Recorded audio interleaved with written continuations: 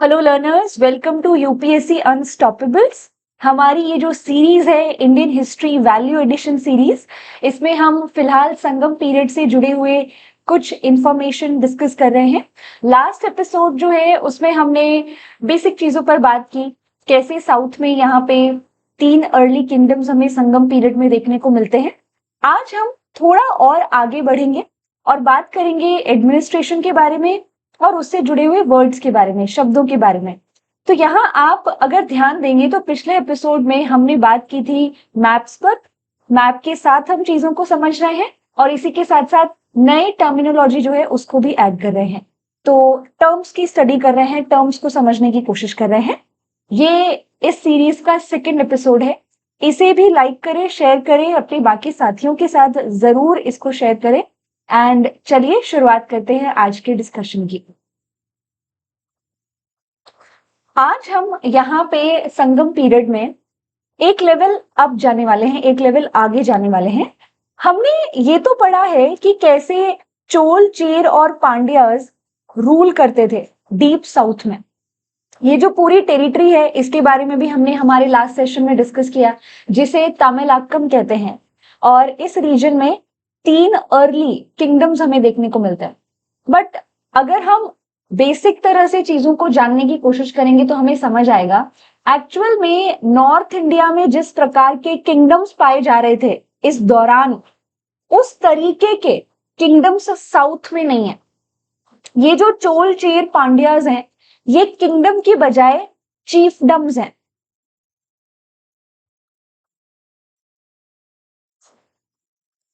कैसे? क्योंकि इनका जो पॉलिटिकल स्टाइल था, पॉलिटिकल स्ट्रक्चर था, एडमिनिस्ट्रेशन का जो तरीका था, वो ट्राइबल नेचर का था। ये वो किंगडम्स हैं जो धीरे धीरे करके किंगशिप के आइडिया को अभी सीख रहे हैं, राइट? तो आप यहां पर देखोगे ये जो 3 अर्ली चीफडम्स हैं, इनके चीफ्स चोल, चेर, पांड्यास जो थे, उसके अलावा भी तमिलाक्कम रीजन में दूसरे भी कुछ माइनर चीफ्स मौजूद थे जिनके बारे में हम अक्सर पढ़ते नहीं हैं। यहां पर थोड़ा सा इंसाइटफुल तरीके से इस पार्ट को समझने की कोशिश करते हैं। जैसे हमने चोलास के बारे में पढ़ा है, तो चोल जो है उनका जो नर्व सेंटर रहा वो था पुहर। पांड्यास का नर्व सेंटर मदुराई रहा है और इसी तरह से चेरास का नर्व सेंटर वंजी या वैजी रहा है। इस नर्व सेंटर के आसपास चोल, चेर और पांड्यास का इन्फ्लुएंस जो है वो ज्यादा हुआ करता था।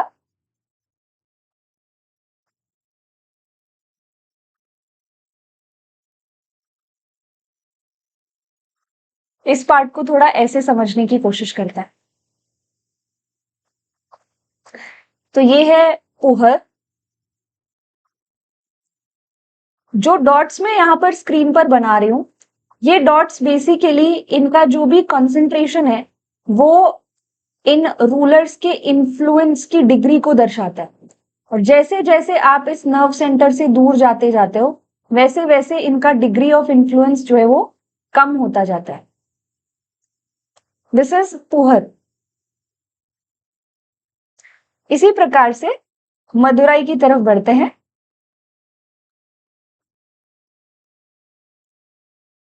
यानी कि पॉइंट ये है कि south Indian Chola, Chera, Pandyan kingdoms जो थे, इनकी कोई प्रॉपर डिफाइंड पॉलिटिकल बाउंड्रीज थी ही नहीं। ये ट्राइबल चीफ्स की तरह रूल करते थे और इसी वजह से इन्हें किंगडम्स की बजाय चीफडम्स कहना ज्यादा बेहतर होगा, कुछ इस प्रकार से। तो आप देख सकते हो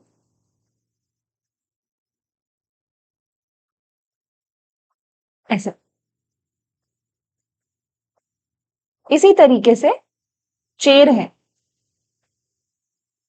तो यू कैन सी कि इनकी कोई वेल डिफाइंड बाउंड्री नहीं है। इनके नर्व सेंटर है, जितना आप नर्व सेंटर के पास जाओगे उतना ही आपको इनका प्रभाव ज्यादा देखने को मिलेगा, जितना आप दूर जाओगे उतना ही इनका प्रभाव आपको कम देखने को मिलेगा। तो इनकी कोई वेल डिफाइंड पॉलिटिकल बाउंड्रीज नहीं थी और ये एक दूसरे से फाइट करते रहते थे। इनके जो एडमिनिस्ट्रेशन का स्टाइल है वो भी बहुत हद तक ट्राइबल सा लगता है। जब ये एक दूसरे पर अटैक किया करते थे और एक दूसरे के ऊपर अटैक करके जो भी इन्हें वॉर गेम्स होते थे उनको ये अपने लोगों में बांट दिया करते थे, डिस्ट्रीब्यूट कर दिया करते थे, जैसा कि मोस्टली ट्राइबल ग्रुप्स में होता है। अब ये 3 आपको यहाँ पर अर्ली चीफडम्स, काफी इंपॉर्टेंट चीफडम्स देखने को मिलेंगे। But there were other minor chiefdoms also जो इसी रीजन में मौजूद थे, रूल कर रहे थे, लेकिन इन बड़े चीफडम्स यानी चोल चेर पांड्यास के सबऑर्डिनेट रहकर रूल कर रहे थे। तो यहाँ ये जो चोल चेर पांड्यास हैं, इनका जो इन्फ्लुएंशियल एरिया है उसके आसपास आपको कुछ माउंटेन एरियाज देखने को मिलेंगे। वहां पर कुछ माइनर चीफटन्स हुआ करते थे जो कि चोल चेर पांड्यास के सबऑर्डिनेट रहकर यानी कि सुजरेनिटी के अंडर अपनी अपनी टेरिटरीज पर अपने अपने एडमिनिस्ट्रेटिव स्टाइल में रूल कर रहे थे। इन्हीं को हम वेलिर कहते हैं। Velir is a term for these minor independent chieftains but they were subordinate to Chola Cheran Pandyas. Independent किस सेंस में? अपने एडमिनिस्ट्रेटिव स्टाइल की सेंस में वो इंडिपेंडेंट थे, हालांकि वो चोल चेर पांड्यास के अधीन हुआ करते थे। मतलब चोल चेर पांड्यास भी चीफ्स ही हैं, लेकिन इनसे भी छोटे चीफ माउंटेन एरियाज में, दूसरे रीजन्स में मौजूद हैं साउथ इंडिया में, जिन्होंने इन चोल चेर पांड्यास के सामने खुद को सबमिट कर दिया है और वो इनके सबऑर्डिनेट बन गए। तो आपको संगम पीरियड में इस तरह के माइनर चीफटन्स भी देखने को मिलते हैं। देयर आर सम एग्जांपल्स जिनका जिक्र हमें संगम पोएम्स में भी मिलता है, जैसे कि आयनार, अंदिनार एंड पारी। इसी तरह से ओरी भी एक चीफटन थे। अदर देन दैट हमें यहाँ पर चोल चेर पांड्यास के अलावा जो चीफटन्स मिलते हैं, उसके अलावा हमें यहाँ पर लैंड ओनिंग क्लास भी देखने को मिलती है। जैसा मैंने आपको कहा कि नॉर्थ इंडिया में जिस प्रकार का किंगशिप था, जिस प्रकार के किंगडम्स और एम्पायर्स होते थे, वैसा सिस्टम साउथ में अभी डेवलप नहीं हुआ था। संगम एज में धीरे धीरे करके वो किंगशिप का आइडिया नॉर्थ से साउथ में पेनिट्रेट हो रहा था, धीरे धीरे करके वो स्टाइल जो है वो डेवलप हो रहा था, वो सिस्टम डेवलप हो रहा था। तो ये जितने भी रूलर्स आप यहाँ पर देख रहे हो, चाहे वो मेजर हो चाहे वो माइनर चिफ्टन्स हो, ये अभी किंगडम फॉर्मेशन के अर्ली फेज में है। और इसी वजह से आपको साउथ में चोल चेर पांड्यास के अलावा चीफ्स, माइनर चीफ्स तो देखने को मिलते ही हैं। Other than that you will also find land owning class, जिन्हें हम वेल्लालास कहते हैं। मोस्टली ये बड़े बड़े लैंड ओनर्स हुआ करते थे जो विलेज लेवल पर काफी बार जो गांव होता है, जो विलेज होता है, उसको भी लीड करते थे, यानी कि उसके हेड हुआ करते थे। तो वेल्लालास लैंड ओनिंग क्लास को कहा जाता है और इनका सपोर्ट भी चोल चेर पांड्यास के लिए काफी इंपॉर्टेंट होता था। अदर देन दैट जब आप सिटी लेवल पर जाते हो तो सिटी लेवल पर आपको यहाँ पर कुछ दूसरे छोटे लोकल चीफ्स देखने को मिलेंगे जो रूल तो नहीं कर रहे हैं, लेकिन अपने अपने प्रोफेशन से जुड़े हुए एसोसिएशंस के चीफ्स के रूप में हमें दिखते हैं। और इनका जिक्र साउथ इंडियन इंस्क्रिप्शंस यानी संगम पीरियड से जुड़े हुए कुछ इंस्क्रिप्शंस में इनका जिक्र पाया गया है, जैसे पुगालुर इंस्क्रिप्शन। इसके बारे में तो हमने पिछले सेशन में भी बात की थी। इसमें सबऑर्डिनेट चीफ्टन्स का जिक्र मिलता है हमें। इसके अलावा मंगुलम इंस्क्रिप्शन एंड अलगर मलई इंस्क्रिप्शन में हमें कुछ सिटी लेवल के चीफ्स की जानकारी मिलती है। नाउ अंडरस्टैंड दिस थिंग, एक वो चीफ है जो रूलर्स के रूप में हमें नजर आ रहे हैं, जो माउंटेन एरिया में, हिली रीजन में कुछ कुछ टेरिटरीज के ऊपर रूल कर रहे हैं। दूसरे वो चीफ्स हैं जो हमें गांव लेवल पर बिग लैंड ओनर्स के रूप में दिख रहे हैं, जो गांव के चीफ हैं, जो विलेज जो है उनके हेड हैं। और यहाँ टाउन लेवल पे, सिटी लेवल पे, शहरी लेवल पर भी आपको कुछ चीफ्स देखने को मिलेंगे जो कि अपने प्रोफेशन के लोगों का जो एसोसिएशन है उनके चीफ्स के रूप में, जैसे कि कलातिका। ये कौन है? अब अगर हम यहाँ पर इस रीजन की बात करें तो नदियों के आसपास समुद्र के तटीय इलाका, कोस्टल रीजन जो है, वहां पर पर्ल फिशरीज आपको देखने को मिलेगी, यानी कि पर्ल्स, मोती, मनका, इनकी फिशिंग करने वाले जो फिशर्स थे उनका एसोसिएशन होता था और उनका जो चीफ होता था वो है कलातिका। इसी तरह से हमें अलगर मलई इंस्क्रिप्शन में भी कंतिकाना, ये जो टर्म है कनतिकाना, ये टर्म हमें मिलती है। और कनतिकाना कौन होता है? ये बेसिकली सिटी लेवल पे जो स्क्राइब्स होते थे, जिन्हें पढ़ना लिखना आता था, उनके एसोसिएशन का हेड होता था, यानी चीफ होता था। तो ऐसे आपको बहुत से चीफ्स मिलेंगे सिटी लेवल पे, विलेज लेवल पर। और चोल चेर पांड्यास तो खुद भी हैं ही, लेकिन इसके अलावा माइनर चीफ्स जो हिली रीजन में और थोड़े चोल चेर पांड्यास के बीच में जो टेरिटरी लाई करती है, उसमें रूल किया करते थे। काफी बार ये जो माइनर चीफ्स थे, ये एक साथ मिलके चोलचेर पांड्यास पे अटैक भी कर दिया करते थे। और काफी बार ये माइनर चीफ्स यानी कि वेलर जो है, ये चोलचेर पांड्यास के साथ अलायंस भी बनाते थे, जैसे कि मैरिज अलायंस। तो ये थोड़े से चीफ्टन्स की जानकारी, क्योंकि हमें हमेशा लगता है कि सिर्फ साउथ में 3 ही किंगडम्स थे। एक्चुअल में किंगडम्स नहीं, हम उन्हें चीफडम्स कहेंगे। ये चोलचेर पांड्यास चीफ्स है, अब इनके अपने अपने नर्व सेंटर्स हैं जहां पर वो रूल कर रहे हैं। और उसके आसपास दूसरे भी माइनर चीफ्टन्स हैं जो चोल चेर पांड्यास के अधीन होकर रूल कर रहे हैं। They are there. तो ये एक इंसाइटफुल इंफॉर्मेशन यहाँ पर साउथ इंडिया की पॉलिटी के बारे में। थोड़ा सा एडमिनिस्ट्रेशन की तरफ बढ़ते हैं। एडमिनिस्ट्रेशन में सबसे पहले तो कोर्ट आता है। हमने हमारे पिछले डिस्कशन में कोर्ट्स के बारे में बात की थी, इफ यू रिमेंबर, और हमने पढ़ा भी था कि कैसे उसको अवई कहते हैं। Now let me make you understand this कि अवई जो शब्द होता है, इसका मतलब बेसिकली असेंबली होता है, असेंबल होना। लेकिन जब हम अरास अवई ऐसा लिखते हैं, तो इसका मतलब होता है राजा की असेंबली, राजा का कोर्ट, रूलर का कोर्ट। क्योंकि अवई जो टर्म है वो तो विलेज असेंबलीज के लिए भी यूज होती है। अवई is a term for assembly, right.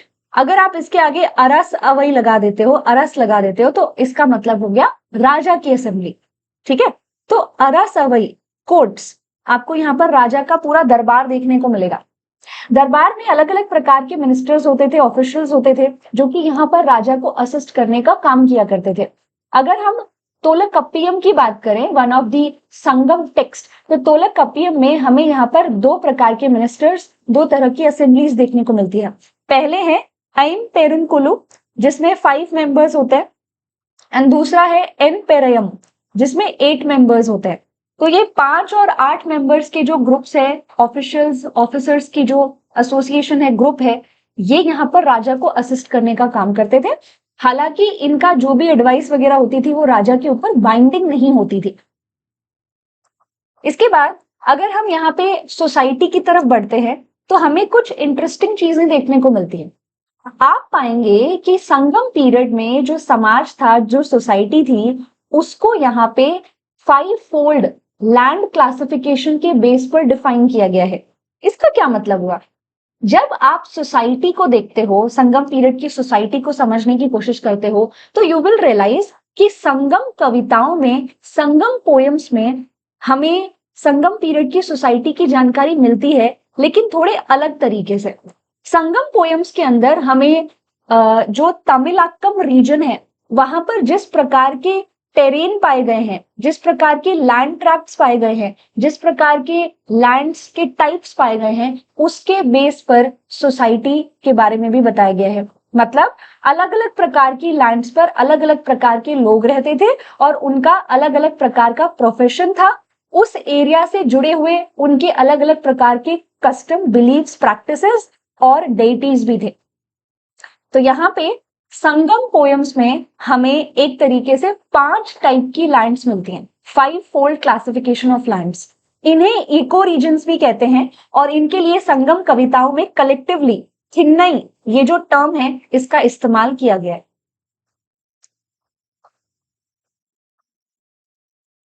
तो सबसे पहले आता है Kurinji. Kurinji is a term for mountain. ये किस प्रकार का लैंडस्केप है? इको रीजन है, ये हिली रीजन है, माउंटेन रीजन है। यहाँ पर रहने वाले जो लोग हैं वो कुरावर कहलाते थे। कुरिंजी से ही कुरावर शब्द आता है और ये मोस्टली हंटिंग गैदरिंग का काम करते थे, यानी कि जानवरों का शिकार करना, भोजन इकट्ठा करना, हनी कलेक्ट करना। ये लॉर्ड मुर्गन की पूजा किया करते थे, यानी कि लॉर्ड कार्तिकेय जो हैं उनकी पूजा किया करते थे। इसी प्रकार से एक और रीजन आता है पल्लई। पल्लई मतलब डेजर्ट एरिया, एक ऐसा एरिया जहां की जमीन जो है वो एरिड है, मतलब एरिड रीजन जहां पर पानी की ज्यादा उपलब्धता नहीं है।